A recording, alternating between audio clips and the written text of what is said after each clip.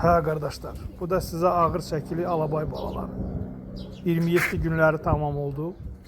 Çox möhtəşəm balalardır. 3 baladır, 3'ü də erkəkdir. Ana südü ilə bərabər başlayıblar natural qidalanma ilə də bəslənməyə.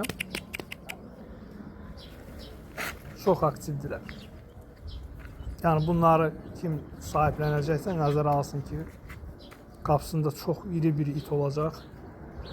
O səbəbdən yəni iqruşka kimi yox, belə axran kimi, qoruyucu kimi, özünə dost kimi bəsləyə biləcək bir heyvana sahib olacaq. Onları nəzərə almalı da alıcılar. Çox aktivdir.